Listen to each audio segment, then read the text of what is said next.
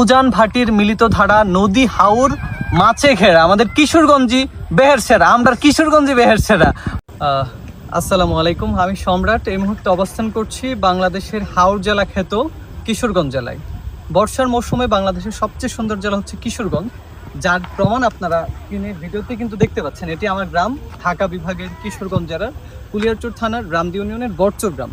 আমি একটা বিষয় জাস্ট এখানে শেয়ার করব। ছোটোবেলায় আমার যখন ইউর হবি লেখা দিত, তখন ওই হবির মধ্যে আমি লিখে দিতাম ফিশিং। তো আজকে যে এখানে হচ্ছে একজনকে দেখতে পেলাম, উনি মাছ মেরে আসছে, মাছ ধরে আসছে আর কি। এটা আমাদের গ্রামের আঞ্চলিক ভাষা বলে হচ্ছে ঠেলা জালি, ঠেলা জাল আর কি। ওটা আসলে ওরকম ভাবে আমি জানি না।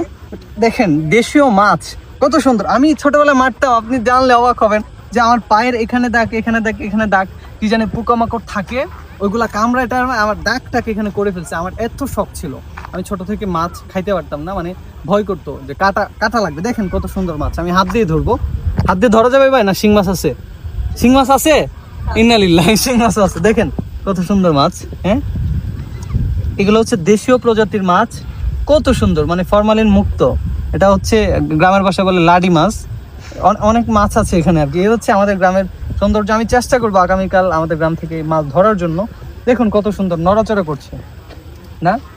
এই যে এটা হচ্ছে শিং মাছ। মাগো দিছে মানে কামড় রে, সূর্য। ঠিক আছে ভাই, অনেক অনেক ধন্যবাদ। এই হচ্ছে আমাদের গ্রামের যে আসল সৌন্দর্য, যে উজান ভাটির মিলিত ধারা নদী হাওর মাছে ঘেরা আমাদের কিশোরগঞ্জি বেহেরসেরা, আমরা কিশোরগঞ্জি বেহেরসেরা।